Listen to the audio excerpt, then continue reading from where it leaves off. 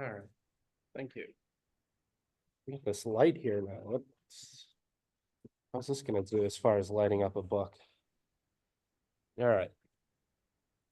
There you go. See if I can pull it up there. All right. There we go. It's kind of, well, it's not really a book light. I mean, Okay.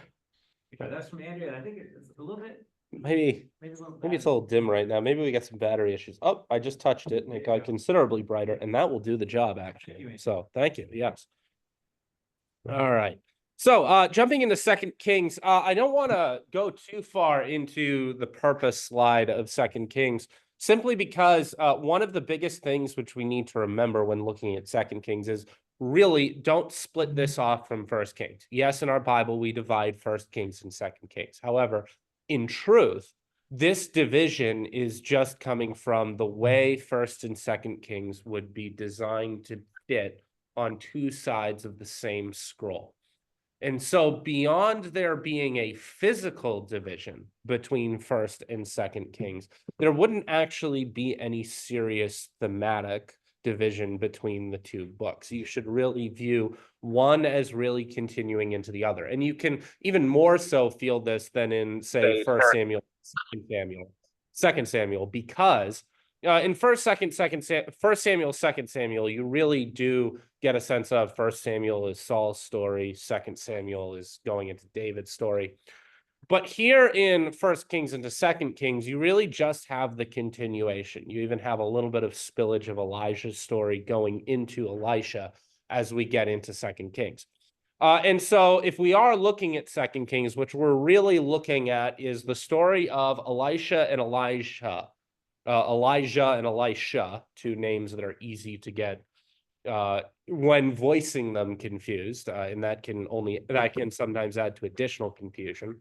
However, we're looking at the story of Elijah and Elisha as their prophets during the reign of the house of Omri and King Ahab, up to the actual period of exile. And so we're continuing the same themes really from First Kings, the importance of covenant loyalty as we look at Israel living out the covenant and really doing a rather poor job of it, especially when we get to the end of Second Kings. The real importance of the prophets, especially as the kings are going off track, and the continued faithfulness of God to his people and his promises. I am, however, in the case of Second Kings, going to add another additional theme, and that really is the foreign powers as the instruments of God's judgment. Because here is now, when we get into Second Kings, especially when the northern kingdom and after later the southern kingdom becomes really wicked, is going to be when you start to see these great empires and kingdoms being raised up by God for the purpose of judging the northern and southern kingdoms. And so you do see in some sense in which those powerful nations are being used as tools for judgment. Now, I want to mention this a little bit, some of the structure of, can I get the Zoom crowd a little bit out of the way here on this? All right. Well, that's all right. Here, actually, I can do that and then they're away. Yeah, okay. Yep. Okay. I'll bring him back in a second. But when we look at what can be called the regnal formula of kings, this is something which you are, I'm sure, having read through First and Second Kings at this point, are very familiar with. You probably picked up on this pattern, even if you didn't look at it as being a set structure. But really, every time there is a new king, the Book of Kings is oriented around and structured around the reign of each of the individual kings. And every time you get to a new king, you have that king introduced by this regnal formula, by this kingly formula that the Book of Kings is formed around. It begins with the time of their reign. When did they reign? When did they take power? Usually it will include the location of their reign, which in the case of the southern kingdom is going to be Jerusalem, but the northern kingdom's capital moves a couple times through the story, as well as their relation to other kings. Were they the son of the previous king? Where are they coming from? That's followed by the length, as well as the location of, well, the location first will be either if they're in the northern kingdom or the southern kingdom. Then the next step in the formula will be the length of their reign, how many years they reigned, and the location of their reign, which is then where's the capital. If it's the southern kingdom, that's going to be Jerusalem. If it's the northern kingdom, might be Samaria, might be a few other cities. The capital moves a couple times through the story. In the case of the kings of Judah, you have the additional detail included of who the mother is. And this detail is included because in the case of the southern kings, we know that they are always going to be from the same dynasty, from the same lineage, from the same family, the house of David. And so we specify by saying who the mother is. We know it's the same continuation of David's line. In the northern kingdom, we don't include that information because we already know that in the northern kingdom, you're going to have a bunch of dynasties come and go.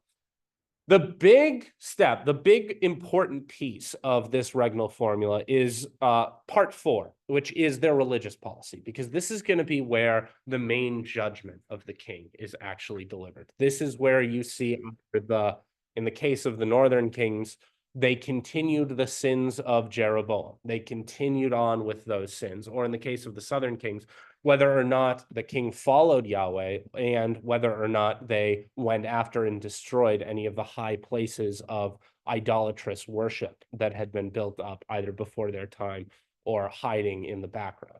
And so this is the main piece of judgment on whether or not this is a good king or a bad king. And it's based around what was their religious policy, because the book of Kings is very focused on whether or not this king is going to be, whether or not the kings of Israel in the north, they're never really going to be faithful. But in the south, whether or not they are faithful to the covenant and to the covenant as it's given to God's people.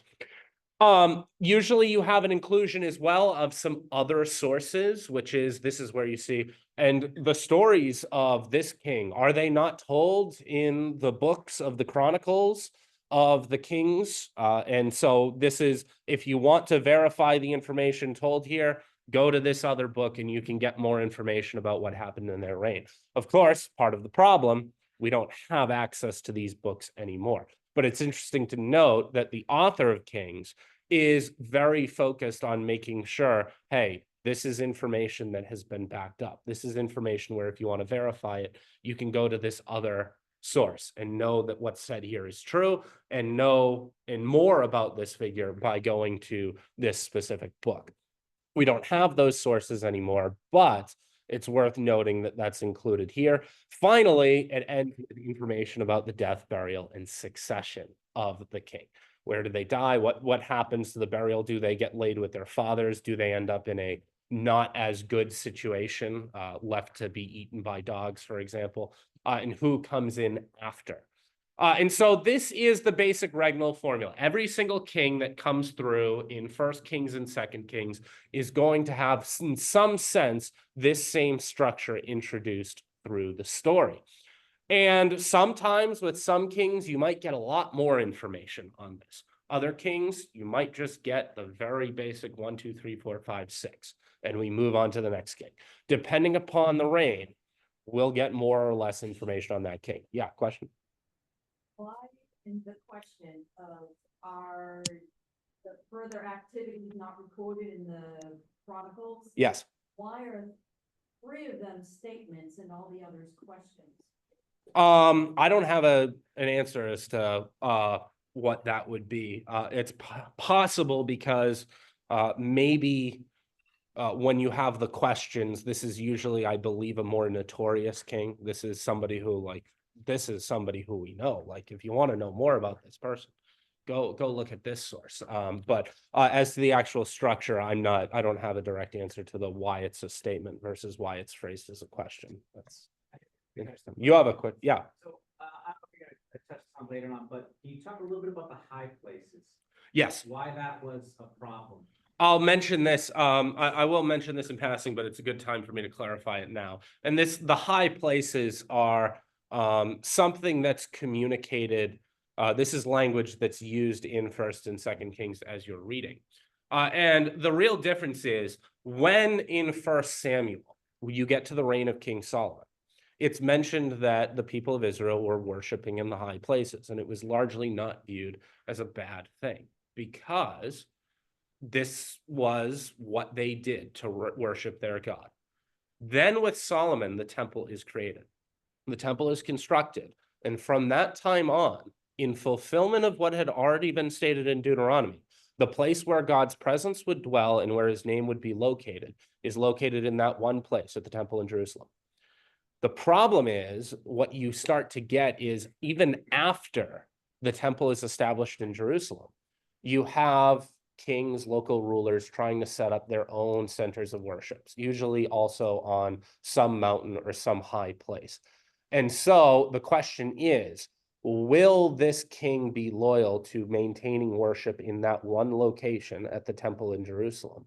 Or will they start to be stretching and not following the covenant and maintaining these other centers of worship in a symbol, in a signal that maybe worship isn't being done on the up and up or in complete obedience with the covenant? Because if you're not following that provision of the covenant, chances are you're letting some other ones get lax as well. And so if a king is maintaining other high places, it's a sign that they've gone contrary to the covenant. If they are destroying those high places, then it is a sign that they are trying to restore and maintain complete obedience to the covenant, as is the king's duty and job. So, But they're still worshiping the Lord. yes, they are, Worshiping in different places. with a few exceptions. This is one of the things which I brought this up in the first Kings lecture, in the sense that when Jeroboam sets up the two high places of worship at Bethel and Dan and sets up the golden calves, he's not having them worship other gods. He's doing the same exact thing Aaron did, in that he's having them worship Yahweh, having them worship God in a way that God does not want to be worshiped, in a way that is idolatrous. And so that's the problem. Now, there are kings, namely Ahab and then later Manasseh, who are going to introduce other gods. That's when things get really, really bad. However, in these cases of these high places, they're still worshiping God. They're just doing it in a way that's probably starting to become syncretistic, starting to fall away from the covenant, and worshiping God in a way that goes against the provisions of the covenant. So, yeah. Was there a time when getting to Jerusalem was so far away that some were allowed to put like off-site campuses for this worship? Was there? I'm trying to think. Really, there isn't. Now, what I'm trying to think, and I don't think there really is a time when you're not expected to go up to Jerusalem. Now, after you have the period of the diaspora, you then will have situations where we start to establish a system of synagogues. So in that case, people are still gathering for Torah worship. But even in the system of synagogues, when you'll have Israel and the Jews go out into exile, you still won't have them sacrificing anywhere except for the one temple in Jerusalem. Sacrifices, that's the only place you worship in terms of sacrifice. That's it. If you're offering sacrifices anywhere else, there's the violation of the covenant, and that's the huge problem. Gathering together all around the country to sing, to praise, pray, it's the sacrifice that's only at the temple. Yes. Mm-hmm.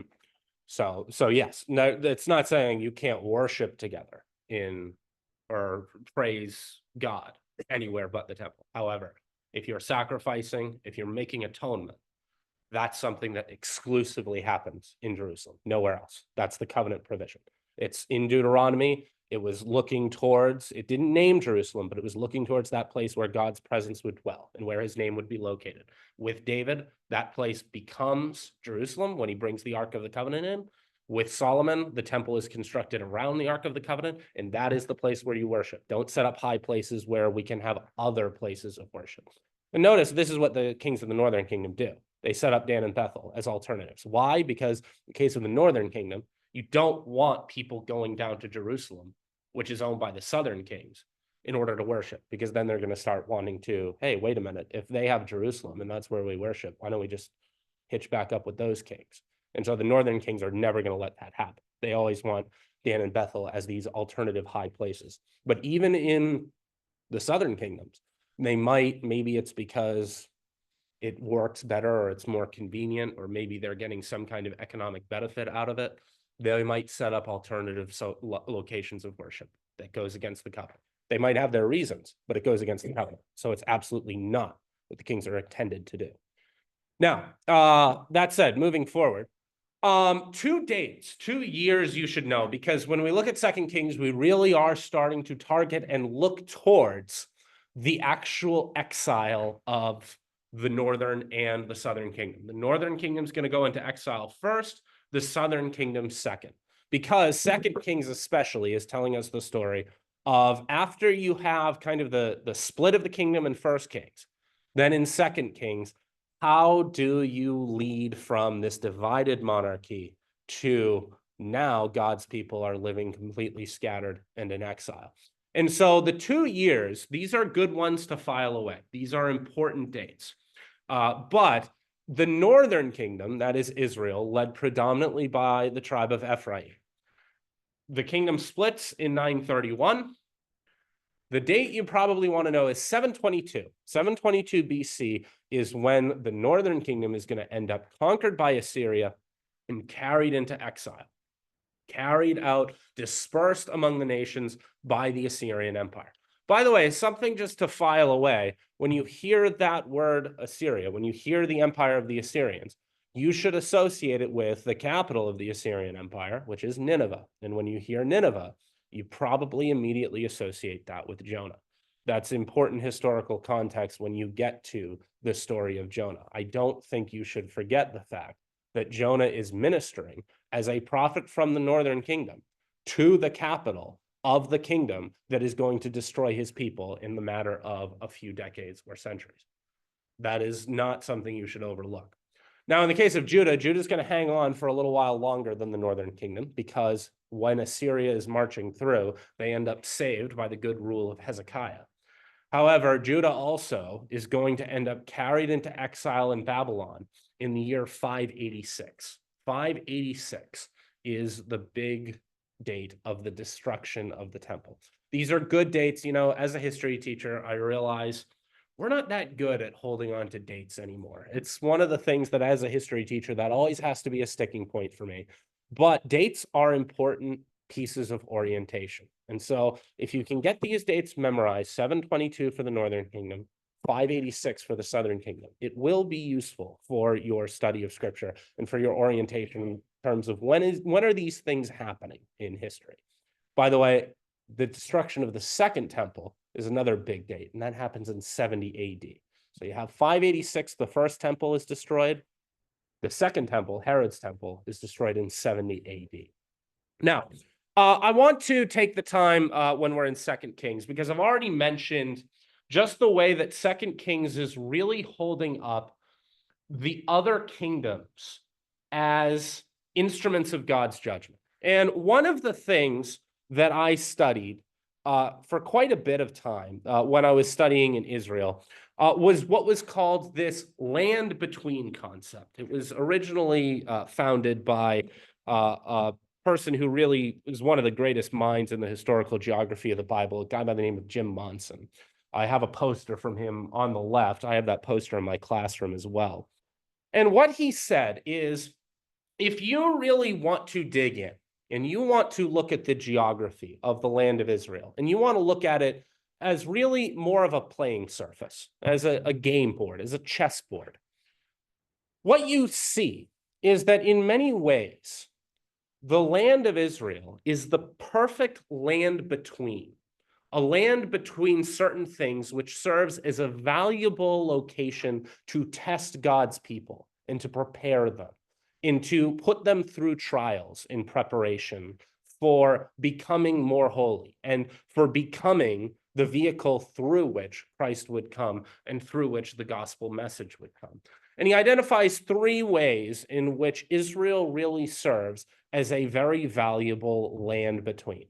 The first is because it's a land caught very much between an abundance of rainfall and a complete lack of rainfall. And depending upon how God is blessing you, or what God is thinking about, or how God is responding to what you're doing, you could find yourself in a situation where you have an abundance of rains and the land is fertile and the land is good, or you might find yourself in a location where there is no water, there is no rain, and you're in a complete famine. And this dependence on the rains is a incredible way that God can maintain and even promise in the covenants. If you are faithful to the covenants, then the land will be fertile, you will have flowers, you will have plenty. But if you are unfaithful to that covenant, then the rains will stop and everything will go. You won't have a source of water, some big source of water to be able to get water, then you need it. No, it's a land where you either have rain or you don't. You're caught in between those two extremes. You also have this interesting situation where Israel is a land caught between both sea and desert. And sea and desert are two things which, if you think about them practically, actually serve very similar purposes. Both a sea and a desert are hostile environments that require special tools and special survival knowledge in order to be able to cross. And so it's not easy to cross it. And so when you're the land of Israel caught between the Mediterranean Sea to your west and the desert to your east, you're really become a channel where you might look enviously towards those Phoenicians who are always able to trade goods and bring back all of these expensive items over the sea. But you know, you can't really do that. And you have these Arab or Edomite or Ishmaelite descendant peoples who all know how to cross this desert and get across there. But you're really caught in between in this kind of mountainous terrain that's caught between the two hostile extremes of the desert on one side and the water on the other. And then the last part, and this is really a result of that middle reason, is because you have this almost channel, this road between two hostile environments, a sea on one side and a desert on the other. The land of Israel becomes this super highway where all of the major empires are always fighting to get through this territory. On the one side, you have Egypt. On the other, you have the Fertile Crescent in Mesopotamia. And every time you have a major empire forming, be it Egypt, they're trying to get up and through Israel in order to get up to Mesopotamia. And whenever you have Assyria or the Hittites or Babylon, they're always trying to push through Israel in order to try and get to the riches of the Nile. And so Israel becomes this land between where they're always getting caught in the middle of these big empires maneuvering. And when that happens, these empires become the instruments from which God can use to test his people, to bring against his people, to judge his people. And so when you look at the land of Israel this way, you can really see it if you can dig down and study it, a real appreciation for the way that this land of Israel serves as really a perfect testing ground, the exact place that God needs it to be, this land between, where you're always caught tenuously between extremes. You're caught between warring empires. You're never in complete safety and security unless you have complete faith in your God who's able to deliver the rains, who is able to teach you the knowledge that you need, who's able to deliver you from these kingdoms. And so the land of Israel that we're looking at in these stories really does serve as this perfect vessel, this perfect playing surface, which God needs in order to test his people. And it's really interesting to see the sovereignty of God's action in bringing his people to this land that will function in this way so that he can test them and so that he can prepare them for what he needs them to be. So just a wider commentary on the nature of the land between. 2 Kings is, of course, going to start with the stories of Elijah and Elisha, really the transition between the two. And the transition happens really surrounding the splitting of the Jordan River. You have this moment where Elijah realizes his time is coming to an end and the time has come to pass the torch on to Elisha. And he goes across the Jordan River. And it's worth noting, here is another time where we see the seas parting. We already saw it in the Reed Sea with Moses. We saw it with Joshua when the Israelites crossed the Jordan on dry land when they were entering the promised land for the first time. Now here's a third mention we maybe don't think about as much. Here's another time where the waters are going to split and Elijah and Elisha are going to cross on dry ground. And Elisha is going to go out with Elijah. He's going to ask for this double portion of blessing because there's really an illustration where the power and the torch and the symbol, the role of who Elijah was, is going to be passed on to Elisha. And that's really emphasized in the nature of the miracles that Elisha is performing and the way that they directly point back to what Elijah is doing. But of course, we have, in one of the most famous stories, Elijah caught up into heaven. He doesn't die in this chariot of fire. And that's important to mention for a few reasons. First of all, here is perhaps another person we see, a second person now perhaps, who never faces death, at least not directly in the way that we normally know it. The first, although it's a little ambiguous, seems to be Moses, because Moses tends to just go off to Mount Nebo and nobody really sees from him again. And then Elijah here is going to be caught up into heaven in this chariot of fire. It's worth noting that those are the two figures. Where do we see Elijah and Moses, these two figures, show up again in Scripture? At the Transfiguration. And so both of these figures we see did not apparently taste of death. Moses is a little more ambiguous. There's a tradition that he never died, although the text really kind of suggests it, but never actually comes out and states it. And now here with Elijah, we see that he does not taste of death. He's caught up into heaven. And it's interesting that you have this illustration of the chariot of fire, of Israel's chariots, as Elisha notes it. And really, I think when you look at a chariot, you need to understand a chariot, for all intents and purposes, is a battle tank. It's the big military equipment, the big, powerful military equipment. It takes a lot of money to repair and support and maintain a chariot. And if you had chariots, you were a really powerful military force to be reckoned with. So what's the significance of there being a fiery chariot that shows up here when Elijah is brought into heaven? And also we see some fiery chariots a little bit later in Elisha's story as well. The significance is it's showing that God, the power of Israel, lies not with its own chariots, lies not with its own armies, lies not with its own military prowess. It lies with God. This is the real power. These are the chariots of Israel. These are the powers that we really put our faith in. Now, of course, I can't move on without mentioning the children at Bethel, one of the greatest, most memorable stories of the Old Testament in my mind, because you have these children who are getting snarky, decide to make fun of their elders, and as a result, Elisha basically just curses them, says bears, and bears come down and maul them all to death. One of the more memorable stories in Scripture, one that might be very troubling to us. There certainly is an element of, these are the prophets of God. Take them seriously. Do not disrespect them in this regard. And I think this is a story that makes much more sense when we follow the dynamic of seeing that Elisha's story is really directly over and over again paralleling Elijah's story. Turn back to 2 Kings 1, where you have this also strange story, although children are not the ones being killed here, so it's not as strange. But you have these soldiers who keep coming up to Elijah 50 at a time and going, "You're coming with me, bud. We're going to see the king." And then Elijah just kind of shrugs, and then fire consumes them all. And what you have is this illustration of the king thinks that the prophet's at his whim and his beck and call. And the soldiers come up and go, "All right, old guy, you're coming with us." And this is not the way the prophets are supposed to be viewed. The prophets are the voice of God. And if you're disrespecting the prophets, in a sense, you're disrespecting the very voice of God, violating the holiness of God.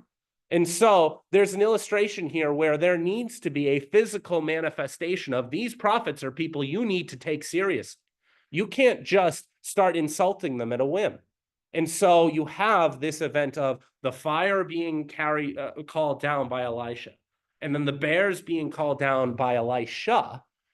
Really is an illustration of these prophets are not people you call old. "Hey, old bald head, who are you?" This is not how you deal with a prophet.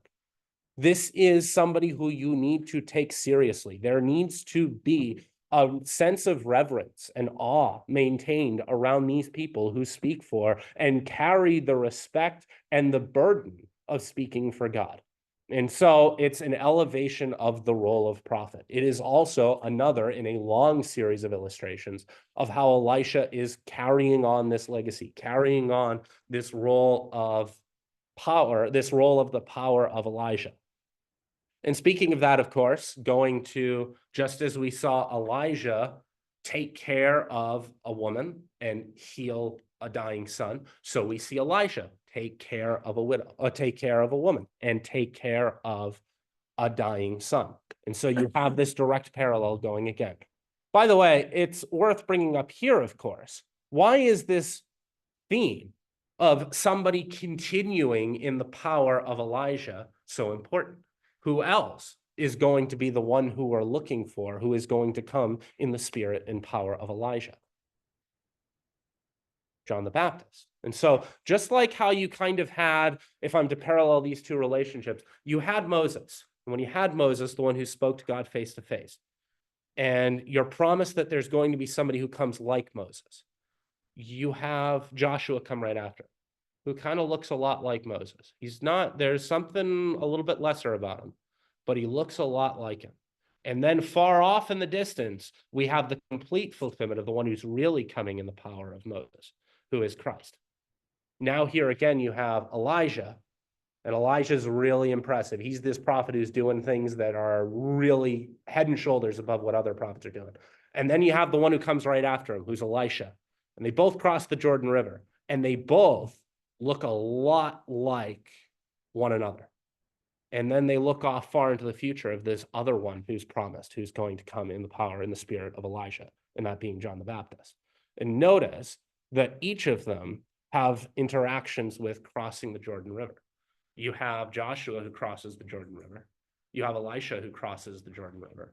You have Christ who follows the same pattern of crossing the Jordan River and then returning back across the Jordan River, first in his baptism and then returning after he was tempted in the desert for 40 days, just like Moses led his people tempted in the wilderness for 40 years.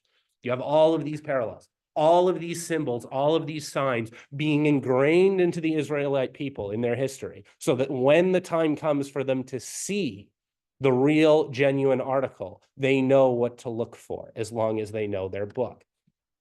And of course, we have continuing miracles, the healing of Naaman the Syrian, of leprosy in the Jordan River, dunk yourself in the Jordan River 7 times. And we have one of my favorite stories in Scripture, the revelation of the chariots of fire, where Elisha is there and the Syrians are coming to get him. And his servant's freaking out, and Elisha's just kind of, all right, we'll deal with this. And his servant can't figure out why he's okay. And then he opens his eyes and he says, all right, you want to see the real situation on the ground here? You want to see what situation really looks like? And he opens his eyes and he sees the full armies of God, and he sees who's really in control. And this is such an important illustration when you see the kingdoms of Israel and the kingdom of Judah getting carried off into exile.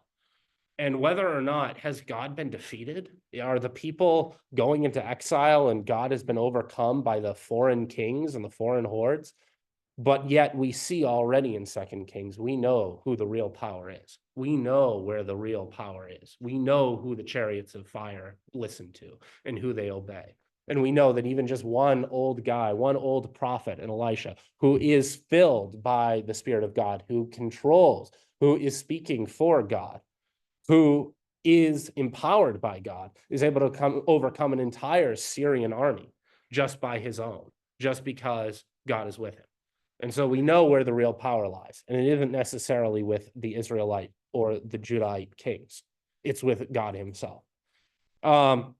That said, moving forward, I want to quickly mention Jehu, because Jehu is the one who is going to bring a final end to Ahab's line, to the house of Omri, because we already mentioned that Ahab had gone wrong, but after that Naboth's vineyard business, Ahab repented. And so he's actually given a reprieve.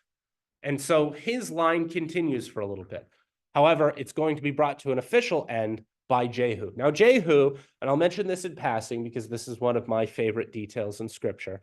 However, Jehu is mentioned as having a very interesting characteristic, because Jehu is known as a reckless driver.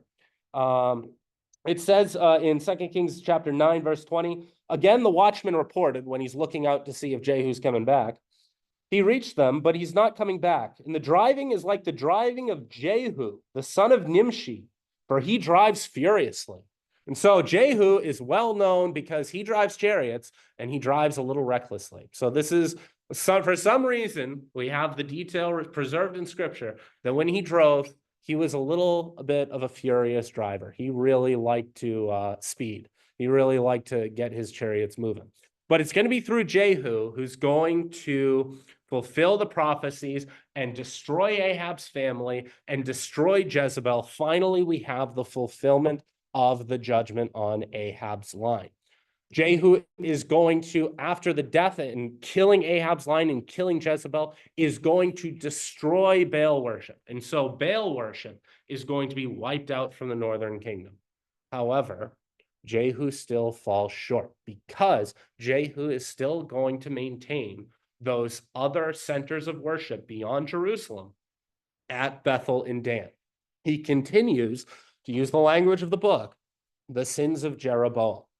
The sin of Jeroboam is setting up those alternative centers of worship in Dan and Bethel. Why does he do this? Because every single person, no matter how good they might be in the northern kingdom, tends to look pragmatically at the situation, at the political situation in the northern kingdom and say, I can't, even if it is commanded to me, I don't have enough faith.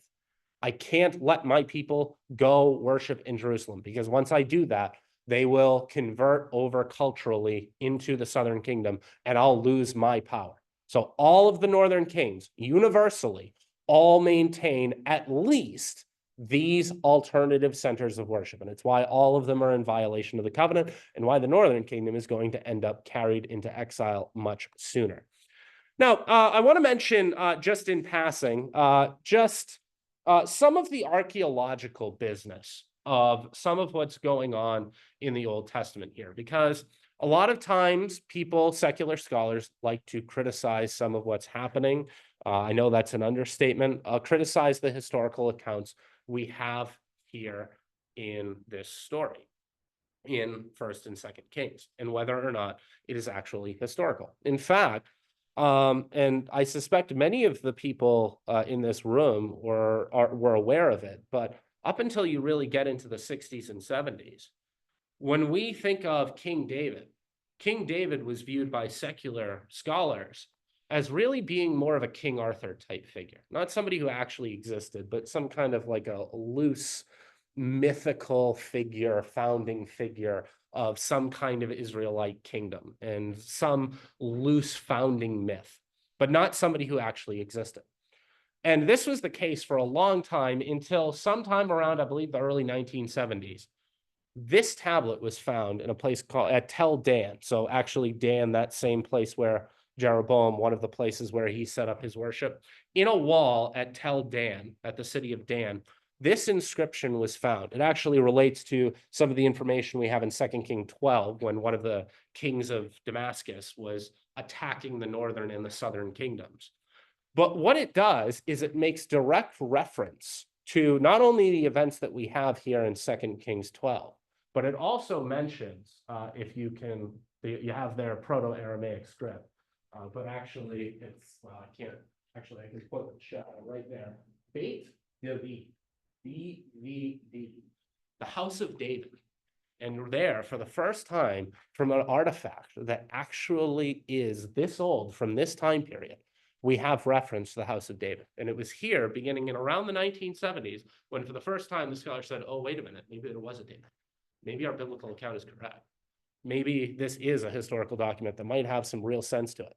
And so it's interesting to note the archaeology that goes on behind all of this is always a huge, huge debate. And you have secular scholars on one hand trying to say the whole thing's bunk, and there never was a united monarchy, and David's fake. And then on the other, you have people who are really trying to fight and maintain and say, no, you have a biblical story here, and we shouldn't view it with suspicion unnecessarily. And the absence of evidence for something is not the evidence of its absence. However, you have here a case where the archaeologists were originally saying, oh no, the Bible story, it's a good story. But then you have a find like this suddenly, where we go, oh, wait a minute.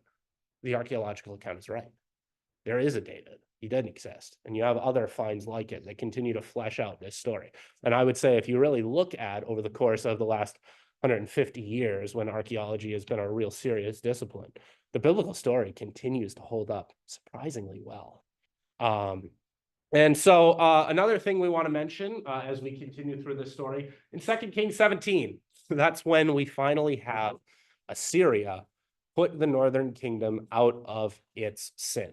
And you have here in 2 Kings chapter 17, verses 6, 24, and 25, that shouldn't say 45, that should say 25.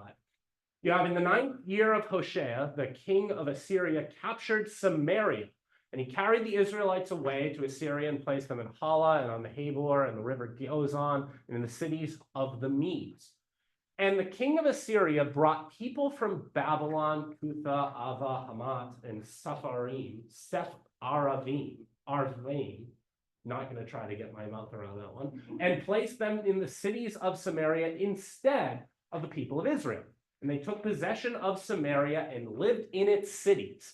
And at the beginning of their dwelling there, they did not fear the Lord. Therefore, the Lord sent lions among them, which killed some of them.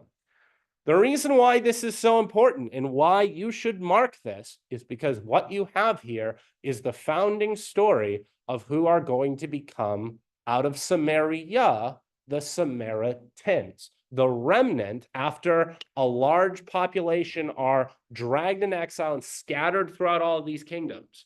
The Assyrians are going to bring in foreigners. This was a very typical things the Assyrians and many other empires did. You wanted to make sure the people were not going to revolt, that they didn't have any common identity that would be able to resist the authorities who are in charge of the empire. All you did was you scattered them and then you flooded them with foreigners so that they would all be kind of at odds with one another. And so they would all be fighting one another and they wouldn't be pushing back and rebelling against the people who were in charge. This is a very typical ancient Near Eastern style of ruling.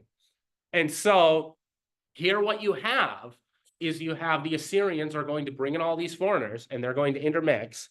And what's left over is going to become the Samaritan people. The reason why, because they are not purebred Jews, they are not purebred Israelites, it's going to be one of the biggest reasons why you have them hated by the people of Judah, by the people who are actually going to come back from the exile in Babylon in the time of Christ. On top of that, you know already that these Samaritans, from the very beginning of the book of Kings, had kind of put their entire identity on the idea that we don't worship in Jerusalem, That's David's stuff. He made it up. We don't worship there. And so the Samaritans are going to start from this point on, even though we can't exactly trace where their religious beliefs are. They're going to start worshiping now instead. They probably don't have control of Bethel anymore. They certainly don't have control of Dan. So they'll start worshiping in Samaria. Oh, look, we're in Samaria. We're right next door, right next to Samaria is Mount Gerizim, which is where those blessings and curses happen. We'll set that up as a high place instead, and we'll start worshiping there. And so that's how you have the Samaritans. So when we're looking at the time of Jesus and you're wondering, where are these Samaritan people coming from? It's right here. This is where the Samaritans are coming out of. Now, the Assyrians are going to run through and take over the northern kingdom. How is the southern kingdom going to survive against the Assyrian onslaught? The answer is the good King Hezekiah, the one who did what was right in the eyes of the Lord. And it's incredible to see, especially in the context of a book that's really quite negative towards so many of the kings. You have Hezekiah really given some of the highest praise when you see his introduction here in 2 Kings 18. And part of that faithfulness towards God that's described is going to be, he will rebel against the Assyrians. He's not going to give in. He's going to fight the Assyrians. What's interesting, though, is, and this is something where there's a nuance where even I have to struggle with this a little bit. In 2 Chronicles, when you get there in 2 weeks, you're going to see Hezekiah is really going to be held up as just the model king, everything you want in a king. In 2 Kings, you have an introduction that really sets up Hezekiah like that. And then you actually see him do a lot of things that are kind of questionable. A lot of things that are really good, but some things that are pretty questionable. One of them, he actually attempts to pay tribute. He kind of starts the rebellion against Assyria. He realizes they're getting kind of close. In fact, they take over Lachish, which is one of their main military bases. And he gets scared and he goes, maybe I overplayed my hand here. And he decides to strip the temple, even the gold doors, everything, strips the temple of the Lord and sends the gold off to Assyria to try and get him to go away. Problem is the king just isn't having it. Sennacherib just isn't going to just be bought off like that. And so he comes and attacks Jerusalem anyway. And then you have Hezekiah's prayer. And Hezekiah's prayer is one of the big turning points. And it's where you have Judah is going to be delivered from the Assyrians. And the prophet Isaiah, we'll read from him later, is going to be the one who delivers this message and is side by side with Hezekiah. And we know also from Chronicles that Hezekiah is going to do some pretty significant things. He'll build walls either before in preparation or maybe after he sees Jerusalem get a little too close to getting destroyed. Fortunately, Jerusalem is rescued when God sends a plague upon the Assyrians. However, he's going to build some walls in Jerusalem. And I mention that because picture to the right is actually a place in the Jewish quarter of the old city of Jerusalem. It's called the Broad Wall. Most of the time, for most of the time that it's been known since the city was taken over by the modern state of Israel and it was uncovered by an archaeologist, most people associated that wall with 2 Chronicles 32:5 in the context of what's going on here in 2 Kings 19 through 20, with the fortification of the city of Jerusalem under Hezekiah. I mentioned that, however, it actually came to my notice while researching this that just this year, they actually did some additional carbon dating on it and have decided that maybe the best theory is that the Broad Wall should be attributed instead to King Uzziah. Nevertheless, even regardless of if Hezekiah is responsible for that wall or others like it, we know that Hezekiah is going to help to build out Jerusalem and increase the defenses, and Hezekiah is going to be a bit of a high period again in the history of Judah, because you have yet another king who did right what was right in the eyes of the Lord. And another big piece of what he does in order to strengthen Jerusalem is if you're going to hold out against sieges, you need a good water source. And so what he's going to do is the spring right by Jerusalem is the Gihon spring. It means the gushing spring. And he is going to build a tunnel which allows direct access to that spring from the city of Jerusalem itself. He builds Hezekiah's tunnel. This is what's mentioned in 2 Kings 20:20 when it says, if I can turn there,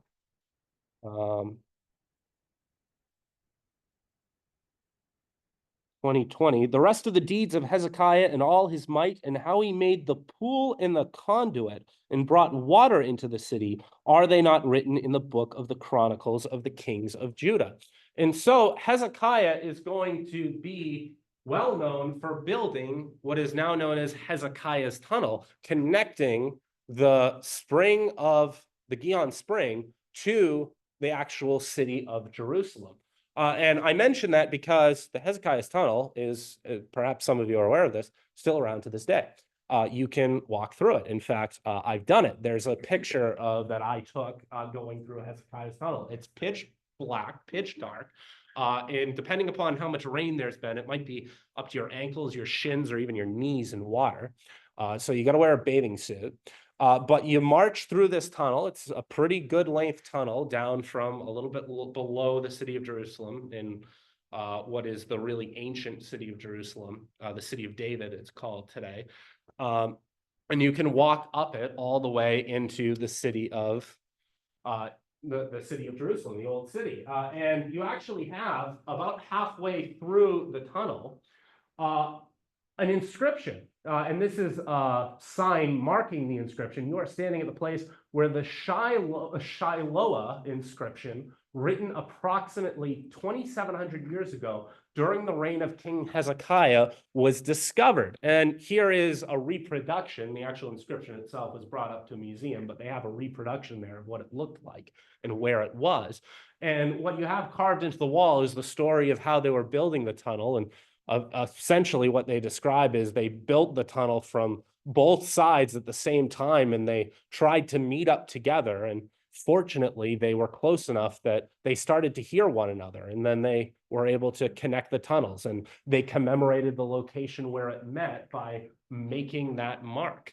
And so you have there Hezekiah's tunnel, and Hezekiah's tunnel empties out there in the old city of Jerusalem into, this is a location known as the Pool of Siloam, hence why it's called the Siloam inscription, and the tunnel, which is oftentimes known as Hezekiah's tunnel, is known as the Siloam tunnel. Now, the thing is, we actually know something that happened at the Pool of Siloam. What was it?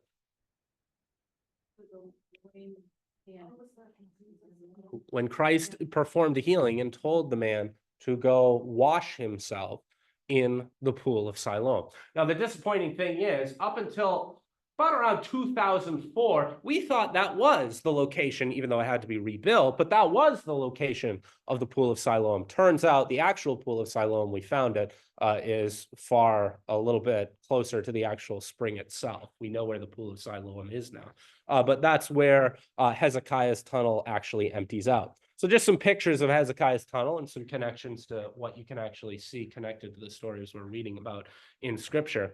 It's worth noting, however, in reference to Hezekiah's tale not being entirely always on the up and up, you mention at the end of Hezekiah's reign, you have this strange illustration with the Babylonian envoys, where Hezekiah seems to be very welcoming to these new Babylonians who are newly kind of gaining their independence from the Assyrians, who they're declaring their independence from and rebelling against. And Hezekiah is very welcoming of the Babylonians, and he shows them all around, and he shows them everything he's got. And then Isaiah shows up and he says, what are you doing, Hezekiah?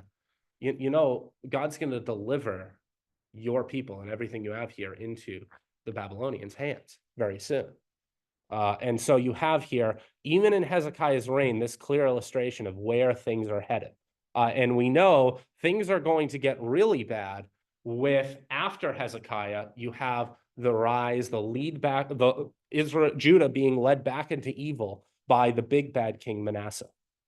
Manasseh is going to be the one who rebuilds the high places after they had already been destroyed, and he's also specifically going to reintroduce Baal and Asherah worship back into now Judah. And so even to the point where he is described as even performing sacrifice, human sacrifice on his own children. And so Manasseh is going to be the king where things get completely out of control. Now, after Manasseh and then his son Ammon, Josiah is going to become the king. And Josiah is the one who is going to restore everything. He repairs the temple. He rediscovers the law and finds that all of these covenant things that had been forgotten under the reign of Manasseh, and realizes the things that need to be done that haven't been done. He destroys the heathen places of worship. And notably as well, just notice in passing in 2 Kings 23:10, it mentions he destroys the Topheth in the valley of the son of Hinnom. This is the valley, is actually right below my campus. I'll probably include a picture when we go over this again, because you'll see Hinnom mentioned in the future. But this is in the valley of Gai bin Hinnom. You abbreviate that to from the valley of the sons of Hinnom, which in Hebrew is the valley Gai bin Hinnom, valley being Gai, bin being son, Hinnom being of Hinnom. You narrow that to just the valley of Hinnom, Gai Hinnom, to kind of just, it runs along and it goes Gehinnom, Gehenna, and you have Gehenna. And so notice the illustration of Gehenna, which Christ points to in order to describe hell, is going to be a reference back here to where Manasseh is in that valley just outside the city of Jerusalem, performing the hideous, disgusting act of sacrificing even his own children to foreign gods. And so that's the illustration he uses. However, Josiah comes along and destroys those places, and he ends this. And on top of that, he even restores, after finding the law, restores the Passover. And it said that they celebrate a Passover like it had never been celebrated before in all the kings.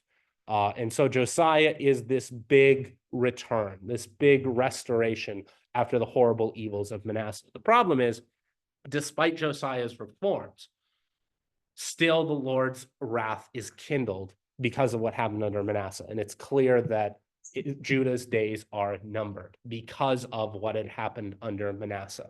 So after Josiah, you have another series of bad kings, and then Judah is going to come under Babylonian rule. Some of the kings are going to be misled into trying to rebel against Babylonian rule, and in the aftermath, Jerusalem is going to be destroyed, and Judah, just like the northern kingdom, is going to end up scattered. However, even though what you have here in Kings is a tale of the descent from the time of David and the glories of Solomon to the period of Judah now being in exile, the temple destroyed, and everything appearing to be lost, you still have the story end with some glimmer of hope, because Kings is going to end specifically with the release of King Jehoiakim. And why is that so important? It's because what the story is ending with is, yes, all of these things have happened. Yes, Judah fell into complete abominations under Manasseh. And yes, the temple is destroyed and everything's going away. But the Davidic line still lives. And those promises are still there to be fulfilled. And God hasn't forgotten them. And so you have that last detail of Jehoiakim surviving. It would have been completely lost if David's line were wiped out. But David's line survives. And so that's where we end with 2 Kings. So, Start screen here. Okay. So, let's, before we take, why don't we take a few questions? Any questions regarding this? Yeah, Holly. Peter Gehazi, Oh, and yes, the agree with that. consequences that Yeah. he suffered, did he continue to be an assistant to Elijah? When, and after that point? I don't know if he's mentioned. You know, he is mentioned again, and it seems almost like he's kind of restored. It sounds like, yeah. I was asking that same question myself as I was reading this week. I was like, because I know he gets leprosy, but then there's this mention of the servant who sees the chariots of fire, and there is a mention of Gehazi later on. It's not. I'm not sure. It's a good question. It's a really good question. You know, if it was restoration or? Yeah. Yeah, and I'd be surprised that if having leprosy that he would be allowed to be in the presence, but any questions online? I'm not sure if we hear anybody. Yeah, Nancy. I have a comment that Hezekiah was supposed to die, but he prayed and 15 years got added to his life. That was amazing. Yes, yes. Yeah. You know, it's interesting is you mentioned this is where I you're going to feel a little bit of a turn in your reading this week. It's been pretty negative, hasn't it? Since Judges, and it's been just this kind of spiral of depravity and worse. And that's by intent, because it's explaining to us why God is sending them out into exile. He has to explain that. You know, it's like parents kicking their children out of the house. Like, you have some explaining to do. It might be the right thing to do, but you can't do that. You just can't do that. And so God has to explain why the very people he brought out of Egypt into the promised land, he is now sending out. He's done with them. And so when you read all those stories, I don't know about you, but I kept coming to this conclusion, like, what took him so long to do this? I mean, how much he puts up with, and how much vile things they allows to happen before he finally says enough is enough. And even with Manasseh, that was that's probably even 100 years before they actually kicks him out. He says, Manasseh, it's done, it's over, but then he still gives them time to get their act together, prepare them for their exile. That's the purpose of the book of Kings, is to explain. That's a primary question to answer, is why God sends them out. So the stories are very negative. They're going to emphasize the depravity of the people, even the good people. If you're going to hear stories about their depravity, like David, like Solomon, even Hezekiah and his other, even Josiah, who was a great reformer, he doesn't end so great at the end either. Chronicles is different. You're going to like Chronicles, and really the books after that. Here's your reading plan. Is like start with Chronicles chapter 10.